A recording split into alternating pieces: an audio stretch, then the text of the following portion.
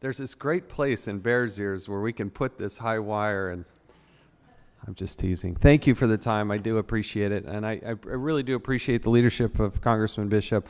We have tried from our heart of hearts to develop a bipartisan and balanced approach to this solution.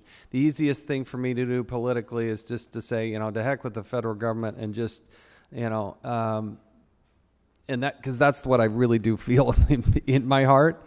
But I also know that a viable long-term solution requires a bipartisan solution.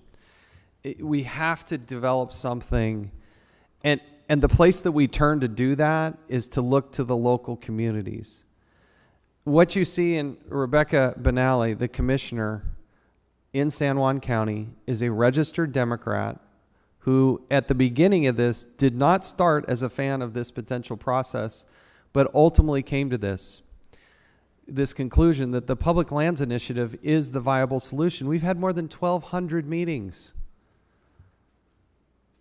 And so as you look at this option, the arrogance of a monument is offensive. It's good if it goes our way. There is only one bipartisan suggestion that is now encompassed in a bill, and that is the Public Lands Initiative. For all the lip service the Democrats give to bipartisan and meeting and we want to accomplish this, it seems to be their way or no way. We have bent over backwards to accommodate as much as we possibly can. And there are people that are opposed to certain things. There are people that are in favor of certain things. But there is but one option if you want a bipartisan solution to this, and that is the Public Lands Initiative.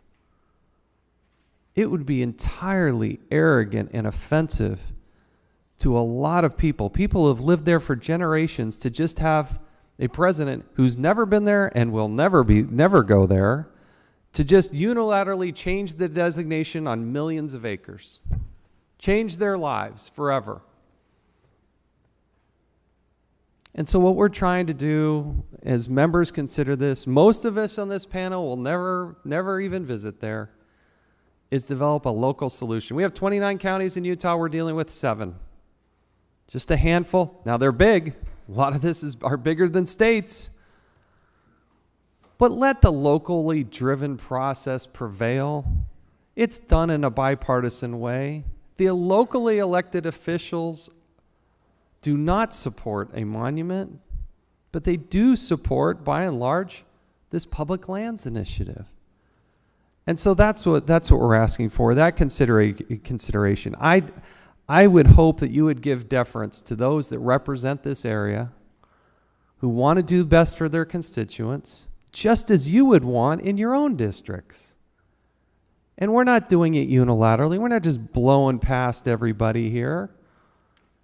We're doing it in an open, transparent way with 1,200 meetings, years of work, bipartisan in its approach, locally elected officials on both sides of the aisle supporting it,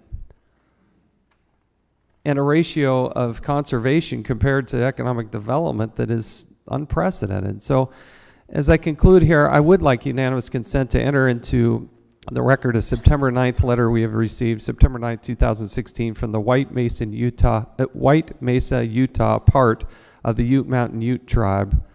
I'd like to enter that into the record if that's appropriate. Without objection. Thank you. I appreciate the consideration. There's a lot of work that's been done by a lot of people.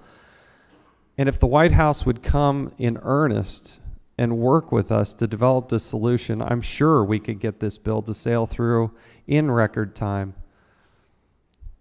Don't play the charade with us if all you want to do is just go with your environmentalist lobbyists, environmentalist friends, and screw the rest of Utah. That's not the way it should be. And if it was the other way around, you would hate it, and you should. It's arrogant, it's offensive, and it shouldn't be tolerated in this Congress. Yield back.